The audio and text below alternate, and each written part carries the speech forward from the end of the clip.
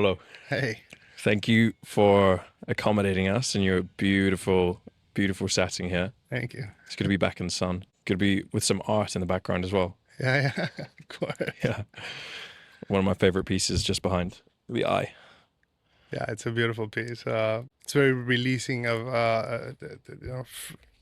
gives you freedom. That's what the intention behind it, actually. We're just so tied up to life and society and things. And a lot of my work is about finding who you really are, finding your own true voice and making sure that you're aligned with, with your own purpose and not what everybody else has told you your purpose should be. And that I is actually the pinnacle of that whole idea, like being able to realize that you're entrapped and freeing yourself from that society paradigm or like, those walls that are built that are illusions. And I mean, this is again a bit of a theme of what's been going on with us. And one of the reasons we're so happy to be doing what we're doing on this trip around is we get to meet all these absolutely incredible people, and it's all through dogs. I mean, we would probably never have crossed paths if it weren't Right. for these four-legged friends, which we're very, very grateful for. So it's, I mean, we talked a little bit before about how they inspire you and how they, I guess, what an impact they've had on your life. Yeah. And for you, it's probably more than most people get to experience as well. Oh, well, I don't know if it's more, but certainly different. For me, these dogs came like everything in my life. It's like I have this guardian angel over my shoulder, and it's always dictating where I should go. And whenever I'm thinking too much, I'm not paying attention. I'm just crashing against all these walls. But when I just flow with it, it just happens. And like these dogs kind of landed in my lap, there was nothing planned. I didn't expect to have this lifestyle, but thankfully, thanks to them, that lifestyle has given me more life, has extended my life. I don't know if I would even be here if it wasn't for them. They really protected you through like a lot of different things. Funny enough, they don't protect me when somebody's threatening me in person. They all hide behind me because they're cowards. As opposed to, I guess, what people expect. Dobermans are wusses, They're just not. They'll protect my partner or any female, but me, I'm their protector. But in other ways, I need protecting as well. And that never comes from outside. You have to learn to love yourself enough to protect your own self. And I've struggled with that throughout my whole life. Learning to love myself still now at age 40 plus. And these dogs have set a standard and have helped me through things. And now they're the reason I do anything. If I want to buy a car, I think of their space. If I want to get a house, the yard is first. I don't care about the size of my room. I do because they sleep with me. But other than that, it's all for them. I wish they would live longer than me, and I could leave them like if we were children. And I would do anything to extend their life so that we all go together someday, and not like one by one. I guess that's a big reason why we're talking as well. Is Right. is that's our, as you know, like Chris and I with VitaDog, that is our absolute number one objective. It really is longevity and getting many, many more years, but also better years Yeah, towards the end. exactly. Because a lot of dogs will, they'll get to what I guess their expected lifespan is, but how healthy are those last years? Right. Especially like large breeds, I've noticed the little dogs, they live, my mom's dog lived to 22. And they had to Wow. put her down because she was suffering at that point, but she Yeah. was still going. But any large dog, it's like they have hip dysplasia or issues with their joints or things like that. And from what I understand, this is exactly what you guys are trying to fix, which is beautiful. I can't wait. I'm blessed that my 10-year-old, almost 10-year-old, is able to jump into my truck and jump out and hike and do all these things that I've seen other 9-year-old dogs that are not there. But I think it's about the love and the relationship we have.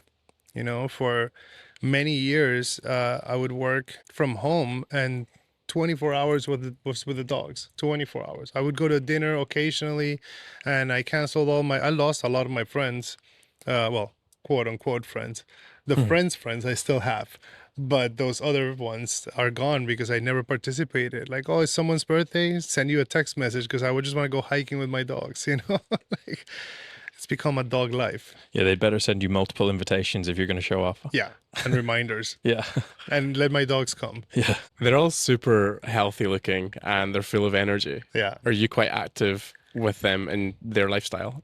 Sometimes. I need to rest as well, and like on my days off, I have to take a minute and a beat. But yeah, no, we often hike a lot, 2 or 3 times a week at least. Go on trips for the dogs. We're planning to go take them to the snow because 3 of them haven't seen it before. So Carrie, my partner, she's like a big time skier. So we're like, oh, we're going skiing and you're gonna watch the dogs. And I'm like, yes, let's go. So we're planning to take them to Mammoth or somewhere for a few days in Christmas to like experience everything. Everything is a road trip. Everything is how do we do with the dogs? They're coming. I've gone to Colombia to see my parents, and I've tried to figure out how to take at least one of them. 'Cause everywhere I go, I want to go with them. You And mentioned Carrie there. The reason that you met Carrie was because of the dogs. Right. We met in our neighborhood, like all these parks.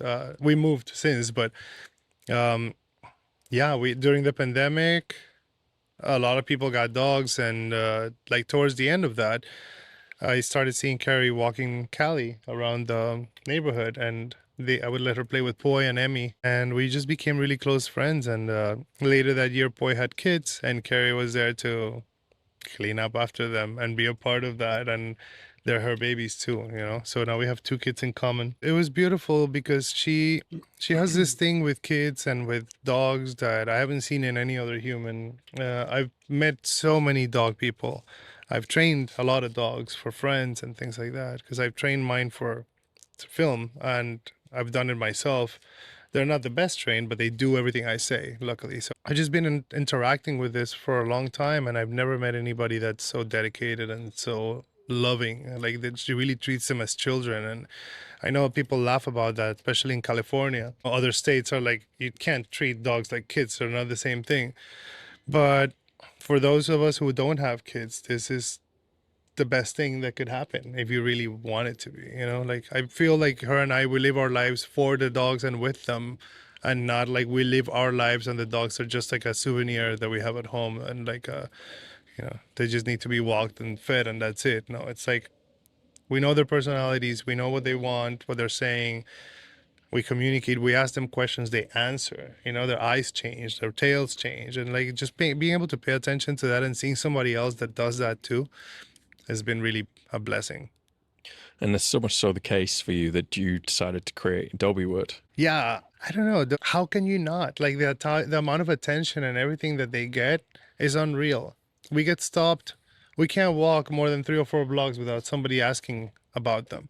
And we go hiking. Like, we normally get stopped and the dogs keep going because people are just asking about the dogs all the time. And why not use that to create a platform that we can help other dogs with? Carrie and I and other friends have talked about all these possibilities of being able to help dogs and dog owners, especially because, again, that relationship of treating them like children is kind of silly if you think about it in the greater scope of things and with the world and how things are. That's the least of somebody's worries, quote unquote. But it's also your life. It's like at the root of your home. Like, they're there and they're supporting you emotionally, like not financially, but why not? They don't need to support you, but if they can help themselves and help other dogs, and as long as it's ethical and like we don't overwork them or anything like that, they're in photo shoots and they're in all sorts of different things. They love it. They love the attention. They love the cameras. They love the people they work with.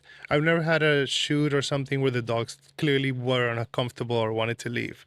And I think that gives them a little bit of a change in their pace too, right? Like doing this with you guys here, they're not expecting this. They're just being themselves and doing their thing. And how can we not? Dobiewood is all about helping a community of people that want to have, or sometimes even need to have a dog in their life to help them, like myself. And I wish I would have had the Dobiewood to go to and get help from back then. So it's a work in progress, and it's a big dream with a lot of ideas that are just slowly coming to fruition.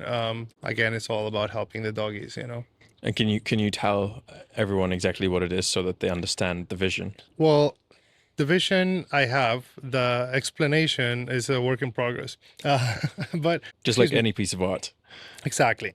I mean, honestly, the way that I create my art is like it creates itself using my hand. You know, I have a vision and I let whatever talents my hand has acquired over the years transfer onto the piece.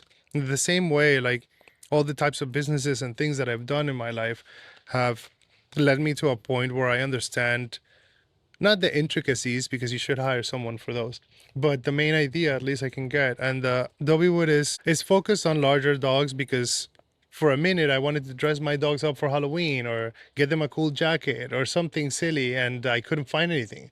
So I was like, well, if I kept purchasing all these items and not being able to be happy with the quality or the results. So, okay, that's where Dobiewood started. Okay, let's create a dog brand for hoodies and clothing. And then, like, well, we should do leashes too. And then thinking back in my youth and growing up in Colombia and Argentina and being from an Argentinian descent, there was gauchos in my family.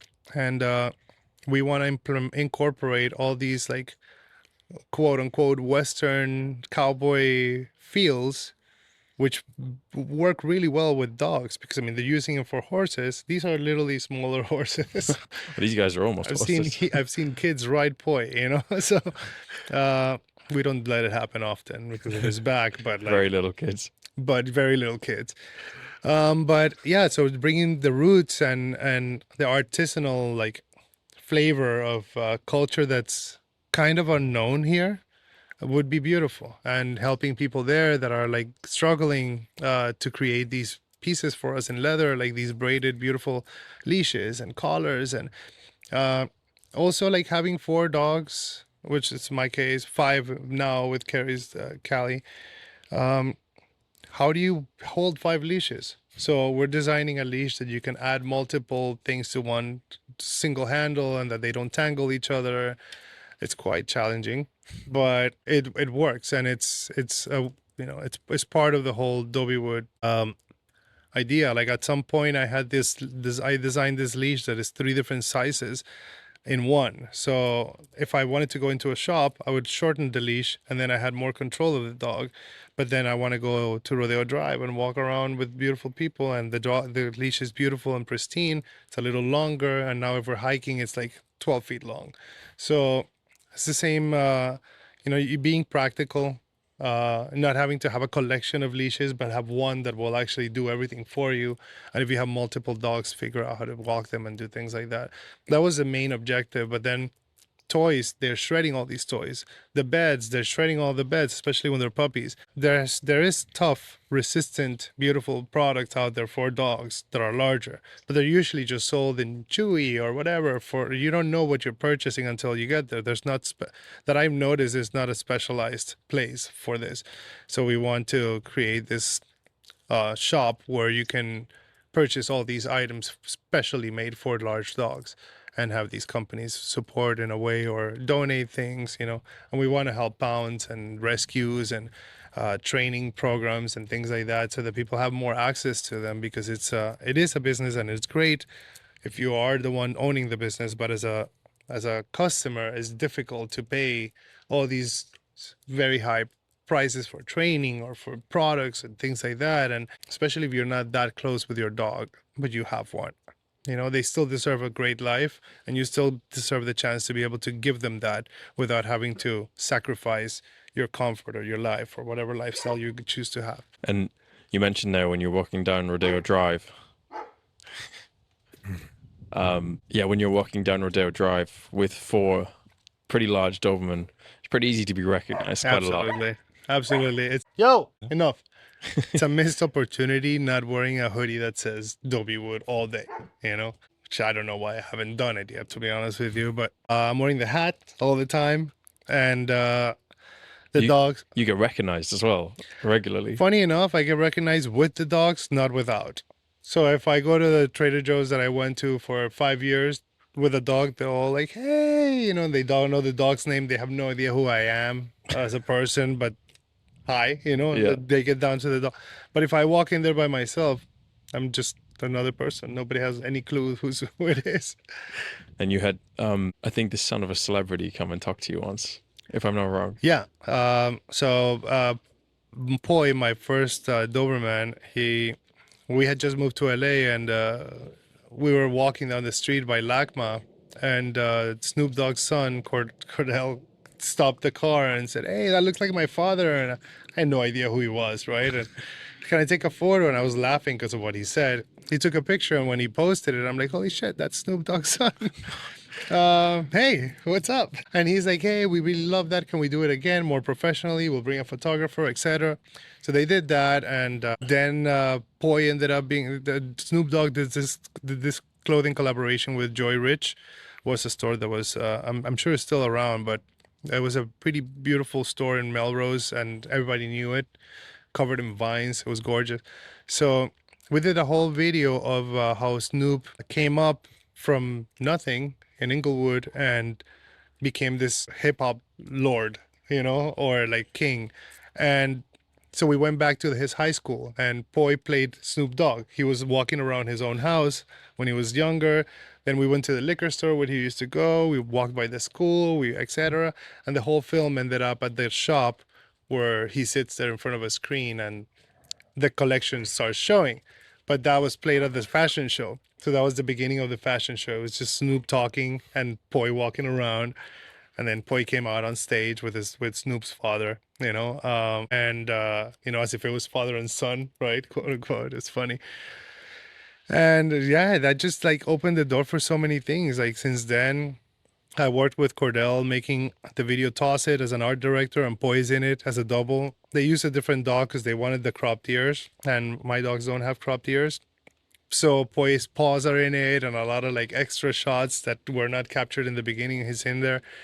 And I've had the opportunity of making a bunch of props for their studio and different things, and that opened avenues to. I mean, they were in a D Squared campaign last year. With Nadia Lee Cohen, who's an incredible artist, visual, like photographer and filmmaker. She did that Beyonce video that came out last year too. I'm not super familiar, but the whole cowboy like Western album that she did, yeah. like, and because of that shoot, then a bunch of other things came up. TA3, the bathing suit company, hired us to do a photo shoot too. Songs of Siren, another brand. Beautiful dresses. I don't know. It's just we're down, like they love doing that. Bamba Swimwear also hired them. Crazy shoots, crazy settings, crazy experiences. The dogs love it, Yeah, they love the camera. We can tell as soon as we arrived, they wanted to. They do love the camera. They like the attention. You must have some stories from some of these shoots or filming locations. So many stories. What's a good story? Honestly, some of the best stories I have from these shoots, when it's all four of them, they all paying attention to each other. So if one misbehaves, they all kind of misbehave, but they also are restricted. When they're alone, they're crazy. So when Poi was young, we did this crazy road trip we moved from Miami to LA, and we decided to see the whole south of the US in 31 days. So we just drove and stayed at a different city every night. And we were filming this documentary on street artists, and Poi was interviewing everybody. There was this painter. He was painting in San Antonio. There's this canal, and we approached it. We were there on Palm Sunday out of all days. So it was like the whole city was like very festive and beautiful because everybody was celebrating this Catholic holiday. And there was this painter by the little lake or canal. He was like right on the edge, and Poi was interviewing him, and the guy was like super friendly with the dog, like so he was like jumping up on him and whatever, and I'm like, no, don't do it. He's like, oh, it's fine. Of course, the guy turns around and he starts painting, and Poi pushes him in the lake with the canvas. I wish I could have shot that. Is on film somewhere, but I wish I had a still frame. The guy's hat, his hands up in the air, the paintbrush in one side, all the palette and everything flying off the easel. It was just hilarious. We were all soaking wet because we all went in to try to get him. Poi went in to swim. He's not supposed to swim in that water. We almost got a ticket. Oh my That's goodness. just one day out of the 31, you know? You have one day of 31. Every day there was something crazy. He got off his leash in the Grand Canyon and he was just running around the rocks. And I'm like, you're falling and you're taking my life with it because, you know, don't do that. He was just having a blast, you know, and dangerous. But when we caught him, You got him back. he got better trained after that, you know? Yeah, that might have been the reason to train him. Yeah, if there ever was one. Yeah, and I train them all to be off leash all the time. So anywhere I go, they are on leash because otherwise I'll get a ticket. But we can go anywhere, and the dogs will just stay near me. You can't walk them off leash in LA with a. Not really, no. Not on you the get a street. ticket for it. Yeah, you get a ticket per dog, and it's normally around $250. So I'm gonna get a big ticket. Yeah. It's like a small rent. You Yeah. know? $1,000 for a walk. What was it like working with Snoop Dogg? He's really chill, you know. I rarely interacted with him because he's like such a personality and doing his own thing. Yeah. So his son was mostly and all the production team. I mean, there was so many people in between Snoop and I. We met a few times and he was really cool and he liked the dog, but it was interesting because it was, you know, I'm not like a starstruck type of person, but he is imposing, you know. He's like a grandfather, like one of the guys that is left from that whole empire. Yeah. And he's done some crazy stuff. Like at this point, I think he just does all these commercials that are like, what the hell is Snoop Dogg doing in T-Mobile, you know? But good for him, you know. And he has all these brands and all these different things. It was good. It was a really beautiful thing to see from the production standpoint. As a dog owner, oh my God, it's Snoop Dogg, but that's it, you know. But as a creative, as an artist, as a producer in some cases, it was just really beautiful to see how everything works at that scale, you know, so quickly. Because it was one of the first things we did with the dog, and just being thrown in with Snoop Dogg at first, it's like we didn't start low, you know, we started at the top. Right at the top. Yeah. So I've actually got a question about this. Is Snoop Dogg a dog person? Yeah. Yeah. Yeah. He loves dogs. I mean, he wasn't like rolling around the floor with the dog, but he came up to him first. Like he did. I don't even realize. I don't remember if he said hi to me. You know, he just went straight for the dog, pet him, super nice, and then of course, like, you know, interacted with us. But like, if anybody got attention, it was Poi. Yeah. Quite rightly so. He's a king. You know, he's an emperor. He's my father, my son, my brother. All the things, you know. Sometimes he feels like it's my grandfather. He's my good angel, never the bad one, you know. I don't think any of them are the bad ones. I don't think it's possible. I mean, his daughter Kai is pretty much the devil, you know. She's incredible. She's a smart girl, super bright, but she will be the one to like chase the cat, you know, or like break something on purpose, you know, or, you know, you're trying to watch TV and she'll like sit on your hand with the remote and stare at you. She does things that are like, I'm here and this is what I want, and you follow and you listen, you know? Tell me more about their personalities, because Dobermans, I feel like they're such imposing dogs, Yeah. and they have such a striking look, Yeah. and I think they're a bit misunderstood. Completely. They're such babies. Such babies. They just want to cuddle. The boys and the girls are totally different dogs. Yeah. It's like almost a different breed. The boys are lazy. They just want food. Buddy, you just want food. They want pets. They want love. They want all this stuff. They just really want to cuddle. Like, you can't lay down anywhere in this house because he'll come and crush you. And he's 95 pounds. He could care less. He'll like spin and drop wherever. And if your leg is there, it was there. You won't feel it in 2 minutes, you know? The girls are the opposite. They're like running around and they want to play. Like, if I ever get up and come out to like smoke or whatever, all the girls are here. The boys stay in bed. You know, they're the ones in front. They're the ones competing against each other. If we go hiking, the girls are all up front. The boys are behind. Poi always walks behind me to watch my back. It's crazy. You know, and Emmy, who is the older one of the girls, is the one that's like a bullet. She's in front of the pack. Then the other two girls follow, and then Soy is like very close. It's really interesting. Also, the interaction with a female and a male, humans. The girls love me. They want the pets. from me. Like I guess I pet them rougher than Carrie does, for example. So Mhm. the girls like that, and the boys, they're just mama's boys. And if we ever have an argument or anything, like they'll stand on her side, and if God forbid I raise my voice or something goes off, they'll growl at me, even if though they're my kids. Like calm down. You will respect mom and you love her, and that's it. It's funny. And they're also very unique within themselves. Like I think understanding a little bit of psychology and everything, I try to humanize the dogs, right? So Poi is just like used to everything. Everything. He's seen me do everything, even things that I never do. Emmy was a pandemic baby. She was spoiled. She was bratty. I was there all the time with her. Poi, I didn't get a lot of chance to be with him when he was a baby. The first year I was working so much that I barely had a chance to interact with him. But Emmy was there 24/7. So as soon as the puppies came, she hated it because she was no longer the baby.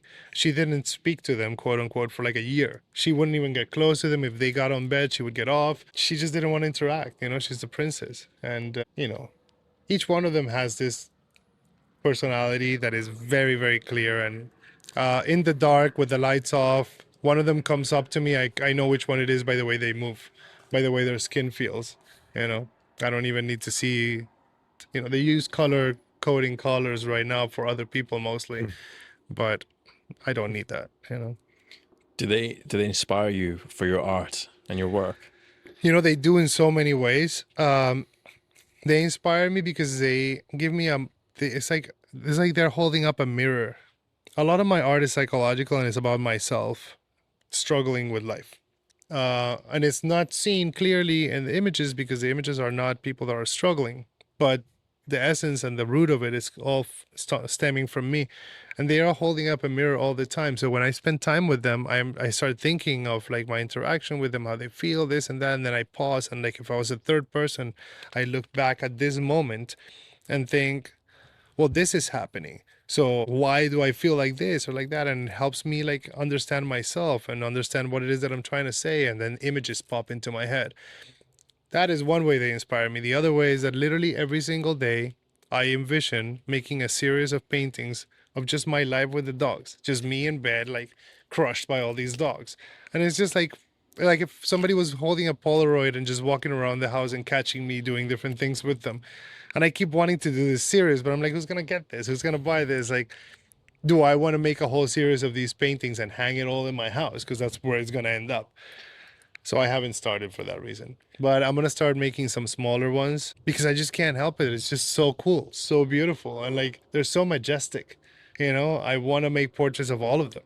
Boy is in one of my pieces over there, like in a cartoon style, but they deserve a whole collection, And yeah, they inspire me in so many ways. And my biggest inspiration is the motivation of continuing working harder and getting what I want just to give to them since I don't have kids yet. So they inspire you a lot.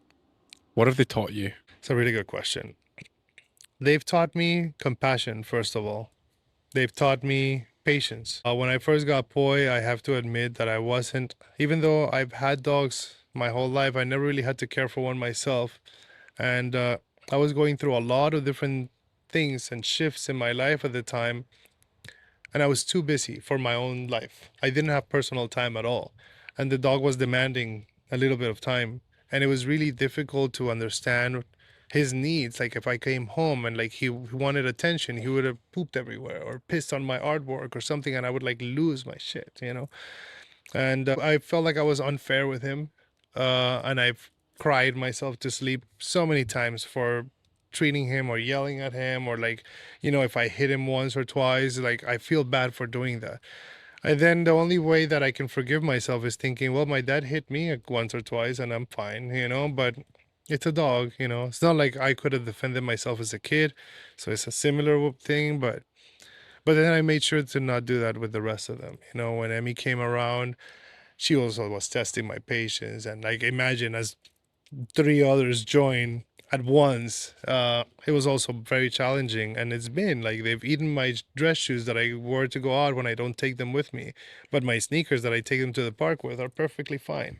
you know so when they ate 9 of my boots that were my favorites, I lost my shit. And I lost it with every one of the boots. But like the last one, I was just like, okay, well, my fault picked them up, tossed them, got a new pair of boots, put them up on the shelf instead of the bottom. So they've taught me a lot of self-control and patience and clarity. Like I've realized that I can't tell the dog a sentence and expect them to understand. I have to be clear about what I want. So it's helped me figure out what I want, which in turn has helped me figure out who I am. And I mean, it's a work in progress, and they're here for a reason, and I'm not. They're still here, so I'm not done learning. Yeah, you said I mean, they've literally saved your life so Yeah. many times. So many times. They're the reason I'm still here. And I shared with you guys something earlier, the record. I'm happy to put it on record now. There was a time in my life when I had just moved to LA that I left my family, left my friends, left everything behind, and I was going through a divorce. And I was very unhappy. I had to go back to work full time in a shop in clothing, and I would leave my dog for 10, 12 hours by himself, and I was miserable for doing that. It was a small studio. It was a starter like place. So I was like just working and thinking of this guy like locked in a room, basically, a large room, but it was still just a room with a bed and bored as hell. And this went on for like almost 2 years. I wasn't alone for the whole entire time, but the first year was really difficult. And I just kept asking, what did I do wrong? Where should I even bother trying to be an artist? Should I did I pick the wrong career? Why am I so unhappy? Why do I always choose the wrong people to be around me? It was just the time where I was growing and learning about myself, really learning about myself, because I grew up surrounded by people and it was always easy to just deflect whatever it is that I had going on onto the other people. But I spent a lot of time locked in my bathroom. I couldn't smoke in my building, so I would like close the door in the bedroom, in my bathroom, and like open the window and just smoke in there in the dark. And I would come home from work with my outfit and like say hi to the dog and give him a nice little walk, and then sit in there and smoke cigarettes all night and think of all the crazy things and trying to find peace in the darkness. You know how you turn the light off and your eyes can't see anything, but after a second they adjust? I feel like I was trying to adjust myself to being in front of my shadow self in my darker side. I wanted to face it so that I could understand it. They say, you know, learn to know your enemies better than your friends sometimes. And I feel like if I didn't know the aspect of myself that put me down, made me depressed, etc., I wouldn't be able to change anything or face it or correct anything. But I was unprepared. And I would go into that and find myself more depressed, find myself sinking deeper. And I realized that that depth is still part of me and I needed to explore it. And I was able to sit in there in darkness and see, and now I have a totally different understanding of what light and dark and like good and evil and devil and God are and things like that. Like just because of being in the dark silence and quietness, that is where we're born. You the first 9 months of your life before you open your eyes, you are in darkness. Anytime that you meditate, you close your eyes. Anytime that you want space, you go and you be alone. And the darkness, even though we've been trained that it's scary and like the clown's gonna come out or the werewolf out of the closet or whatever, all these monsters as a kid, the darkness is actually the most peaceful place we have. It's where we go when we go to sleep. So I think that is where God actually lives, in the dark. I grew up Catholic and Christian, and in the Bible it says that God basically woke himself up and then said, "Let there be light." Therefore, he is not light; he is darkness, and he created light to support his existence and ours. So I feel like we've got it backwards. The darkness is not the devil; is God. And the devil is the light with all the options and all the opportunities to see in different places and get distracted, etc., etc., etc. So I feel like I got closer to God by being in the dark with myself than by being out there trying to actively work on changing things. I went off topic hardcore there, but the whole Good. point was that while all that process was happening, I had a lot of negative thoughts. And in the sense of negative is harmful, like self-harm thoughts. Why am I here? Is it worth it?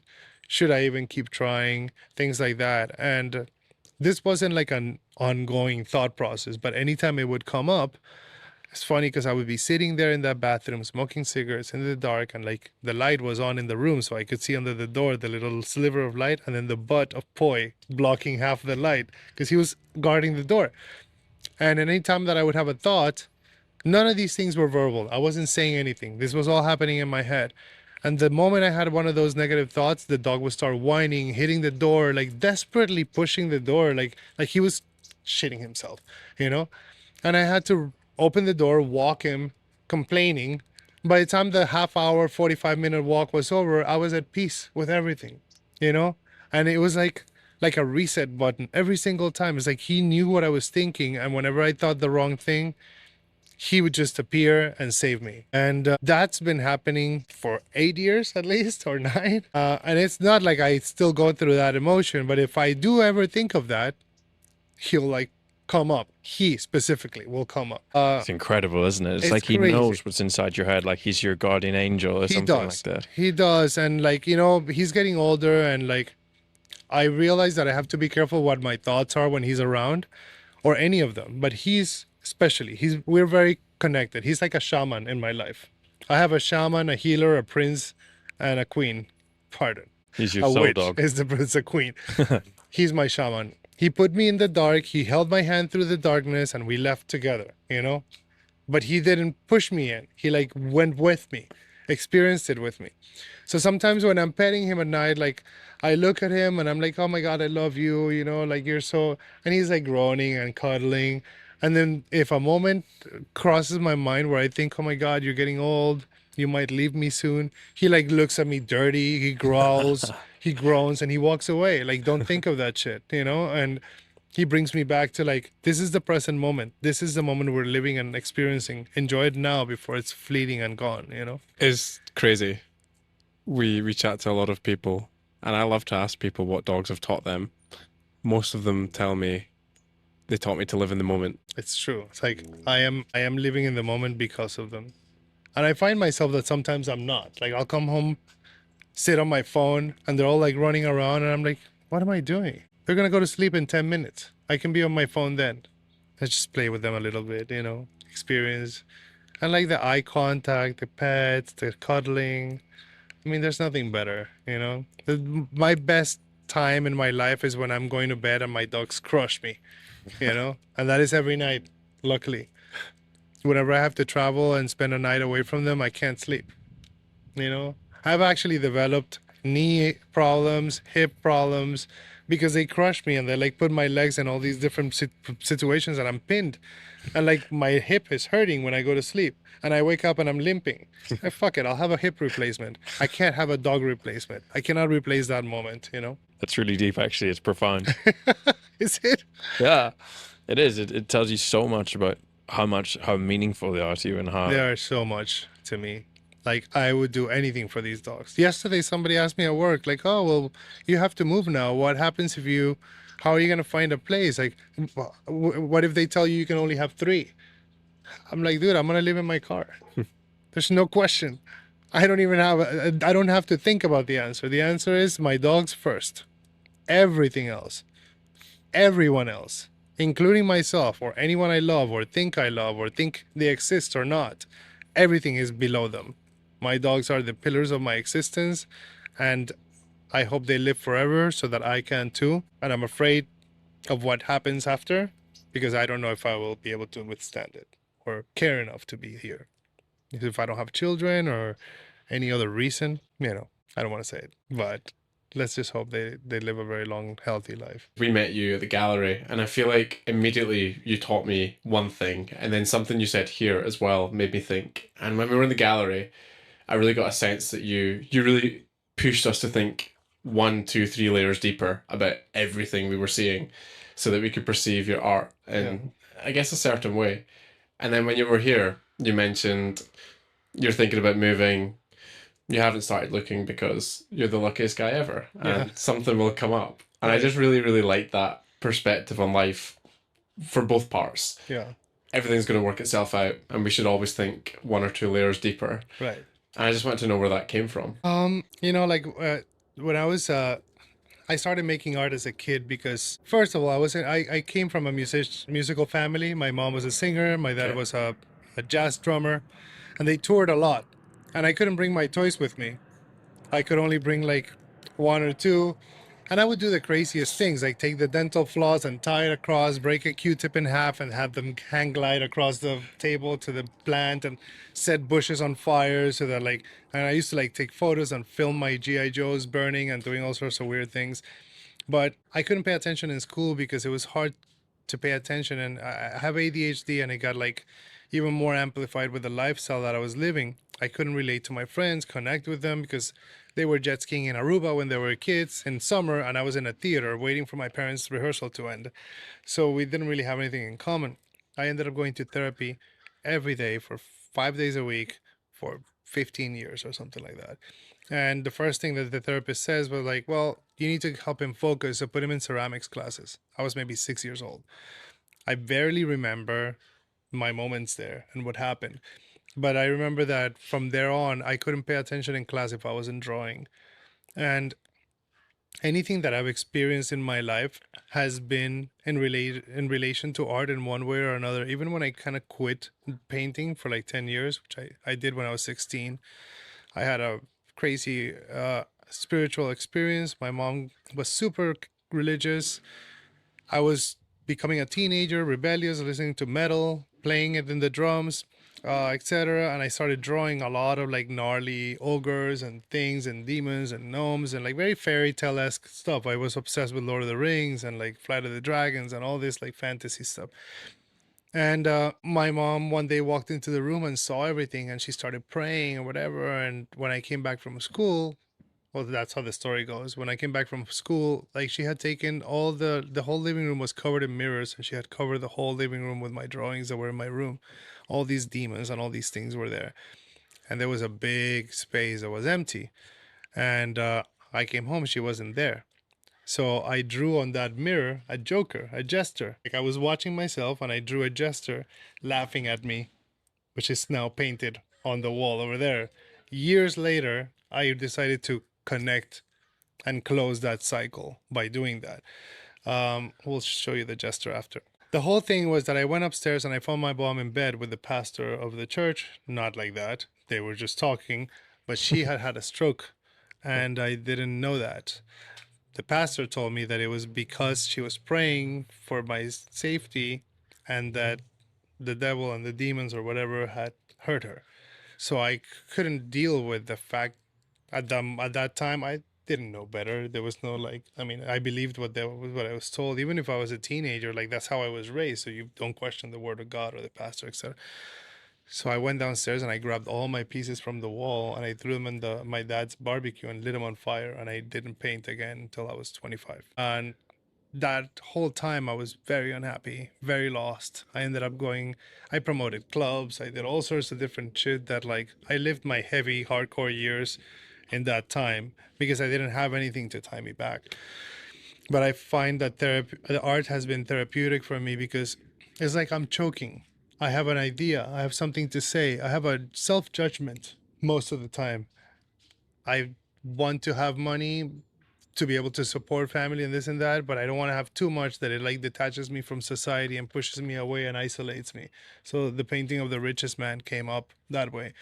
And that's my way of voicing my experiences as a human, and in a therapeutic way releasing, which is kind of like what you said about wanting to be in an artist studio and just go crazy. It's very therapeutic because, and I've actually worked as an art therapist here many years, helping people integrate their experience of their life with art and where they want to be, and create like a totem or a reminder of that moment so that they can continue moving forward. And I feel like all my paintings are that. They're just a reminder of wake up, moment of choice is here. It's the only freedom you have, and it's the only present you have. Anything else is past or future. So live it, make the right decisions, make sure that they're aligned with you, not follow what other people said, because if I wouldn't have followed what they said, I wouldn't have burned all my artwork. I would have maybe painted for those extra 10 years and my life and career would be different now. Who knows, you know? But also, if I wouldn't have done that, I might have been a mediocre artist that doesn't express himself that way. So life just happens the way that it should, you know? Like I read something from, I think it was Lao Tzu or the Dalai Lama, that says, because I accept life as life, in my world, nothing ever goes wrong. And it's just what it is, you know, like there's duality. There is a dark side and there's a light side. And the brighter the light, the darker the shadow is cast every single time. You can't run away from your shadow, it's attached to your feet. So there has to be a back and forth and a give and take. And I've realized something about the universe that, and it works for me. I don't know about everybody else, but the universe takes from you something of equal or greater value from what you're asking. Most times we just ask for shit, but we don't offer anything. So the universe takes what it wants. Now, there's times when you can select what you want to offer the universe and it'll accept it. There was a time, for example, I had this girlfriend that messed me up, broke my heart.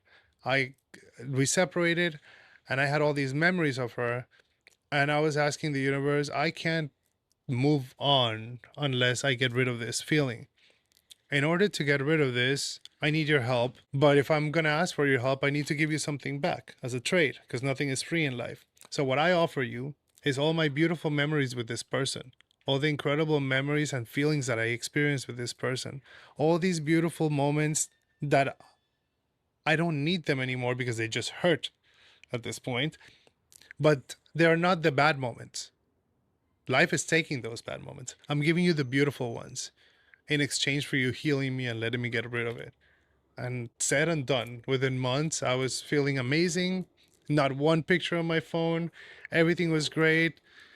And I feel like that's kind of how life is, you know. Like if I find the current, I follow it, and I get there. And if I fight against it, I'm just gonna get tired, and I might get where I want, but then I will never know what the universe is actually trying to give me. It's easy to try to control life. It's not easy to actually achieve it, but it's much easier to just enjoy it. And it's hard also because you have to adapt and accept. So the work is internal. You can only control what's inside your body, and that's to a limit. You can't control what your cells are doing, but you can control what you put in your body to help your cells work better. You can't control what your thoughts are, but you can control the way that you think about them. Oh, I love this moment. I want to think about this all day, but I have to work and face other people. So, in order to honor this moment, I will not think about this all day. And at night, I'll come and I'll sit down for an hour and just think about this. And throughout the whole day, it's not infecting every single one of your moments. And it's also not being washed out into like little bits when it should be in an altar with a candle in front of it instead of just like being dragged around your whole life, you know? So it's really difficult to achieve all this. But through art, through different types of therapies, I've been able to get a pretty good hold on it. So this comes right back to what you said, that life, I'm a really lucky guy. I don't know if it's luck or not, but everything, when I'm aligned, things just flow the right way. And if I just adapt and move with it, it's like I'm water gliding over the rocks, you know? Like if I was ice gliding over the rocks, it wouldn't be so smooth. It would be a lot of banging and rolling and hurting. So like, what state am I water in? If I was steam, I wouldn't be touching the rocks, you know? So like, how grounded do I want to be, and how malleable and how able to move through life, just letting it come to you and like avoiding what's not good and taking with you what is, and trying to detach yourself so you don't drag shit with you to stop you from anything else. So just like this house, when we found it, we were looking for like a month and a half. We were in West Hollywood. We lived in two different apartments, and we were like, oh my God, we got to find the place with the yard and this and the dogs. And every yard was like a 2 by 2 feet. Like basically, I couldn't even stand to smoke a cigarette. I might as well have a balcony, you know, like there's no yards. And we found a couple, but they were like crazy expensive. And we were in a place that like, I put a lot of my finances into my artwork. You know, this is a nonprofit. It's a bunch of different things, and a lot of my income goes to that. Whether it makes it back or not, that's irrelevant. But so I like, there's some things we need. I need a space for all my stuff. I need a studio space, this and that. We're moving in together from two different apartments. Okay. We looked for a month and a half. And then this week, actually, a year ago, on Monday, I was going to bed and we were there together, and I was like, I couldn't go to sleep. And I'm like, you know what? I haven't looked at the valley. Somebody told me that the valley sucks. I haven't really been there. I've been to a couple of restaurants by the hill, and that's it. So I opened the app and I changed the setting, and I found two houses, and I messaged both people. And then the next day I was here looking at this house. We saw another one down the street. Then we came here. We're like, oh, this is kind of perfect. The floor is a little messed up. We have the dogs. We don't have to worry about the floor. It's a stage back there. We want to do Dobiewood, all these videos, boom, parties, events. There's a little jacuzzi. It's great. Okay. 4 days later, Thanksgiving Day, we received the key. So tomorrow, a year ago, we got the key for this house. And we were supposed to go to all these dinners and all this thing, cancel everything. We ordered pizza. We had Thanksgiving here with the dogs. You know, the next day we started moving shit in. And by December 1st, we were already here. But that happened like that. I just had a feeling like, hey, think about this. Open the app. Oh, I like this one. Boom. She was asleep. She had no idea. I got in the car. We're like, we're going here. She's like, what the fuck are we looking at? We got here. Boom. This is it. And that's the same with everything in life. I work at this amazing art gallery in Rodeo Drive right now. And that's because I was trying to be the artist that just does art and survive out of that. And sometimes it's amazing and sometimes it's not. And God forbid I paint the wrong collection and we're doomed, for a year. I'm like, universe, like all these years in retail and this and that and sales and like luxury environment and all these years of art and fabrication and ghost painting and working for other artists. And me thinking of a regular gallery with a white space, it's boring. Every time I walk by, if somebody's on their phone, like that's not the life I want. Especially if I'm going to sacrifice the time away from my dogs. It needs to be something beautiful. I don't want to work 5 days a week. What do I do?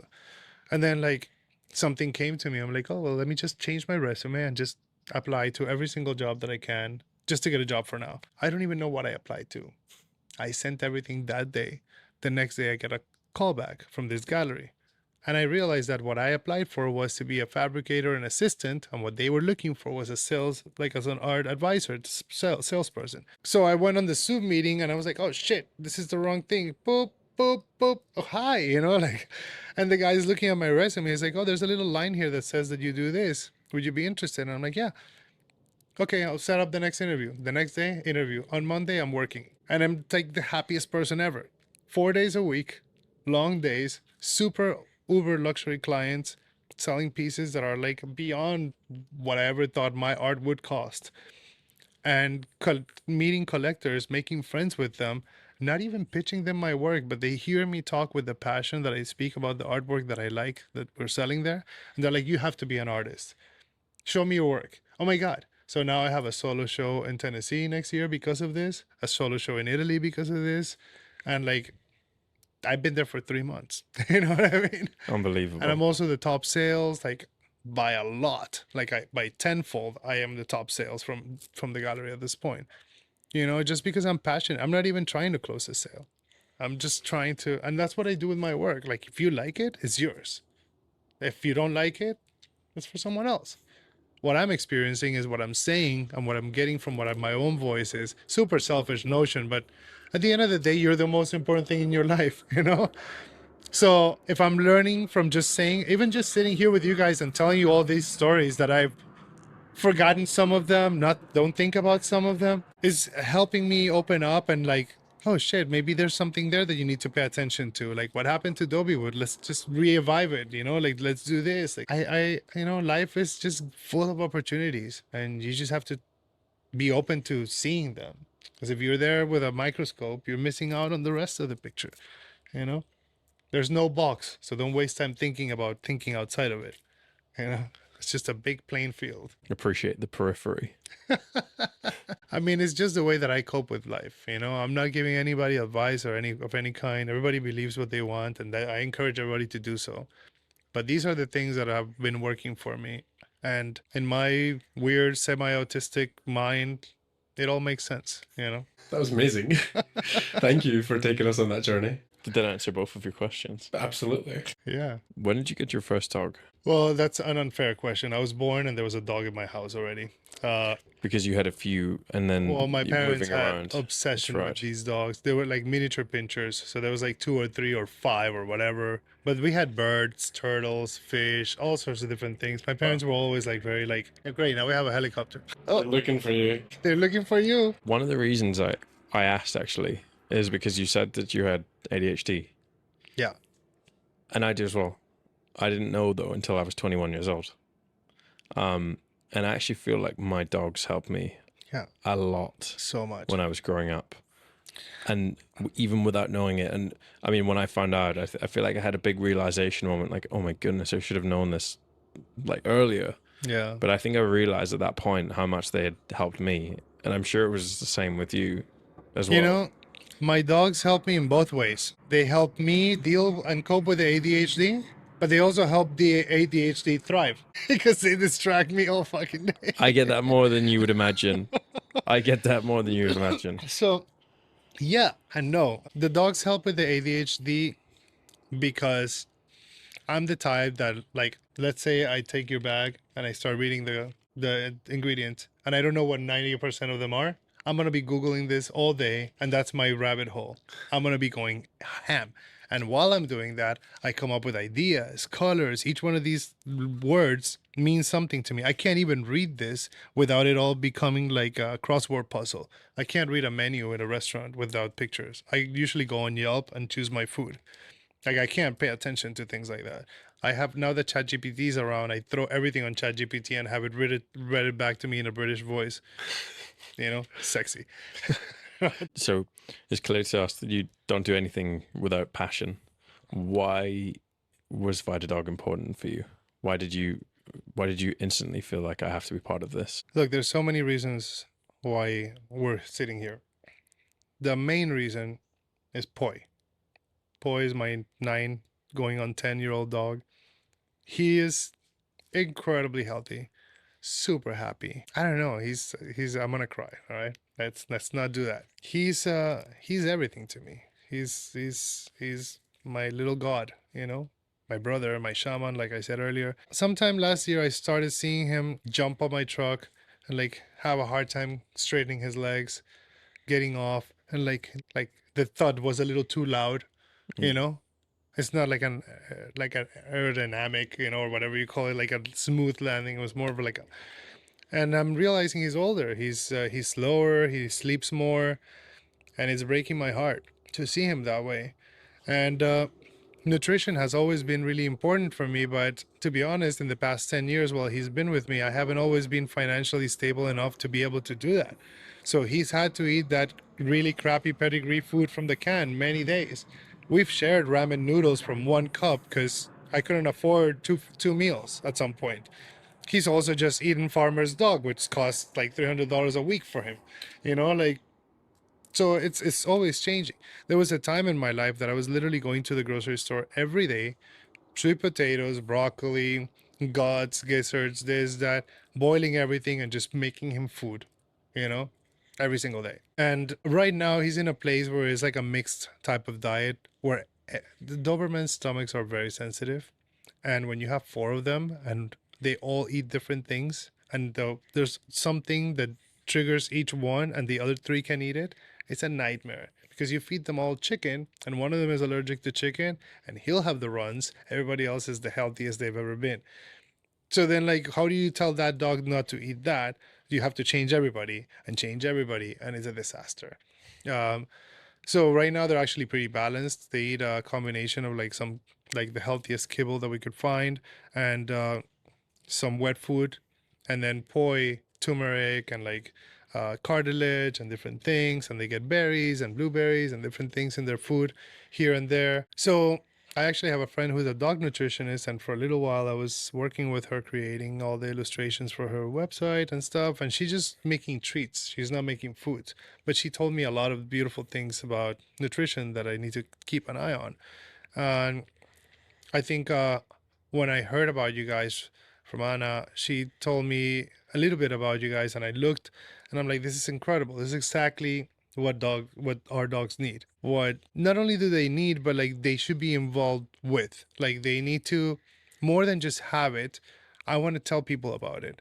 You know, I want to. Of course, we have to try it and test it, but like after like speaking with you guys and learning about the passion and your intention and your desires of helping and how you're doing it and how much you're putting on the table and sacrificing and everything to be here and do this, you know, like you're not even in your own country, you know what I mean? Like you're doing so much because you believe in this product so much. And I feel like you're just as passionate as I am with your things.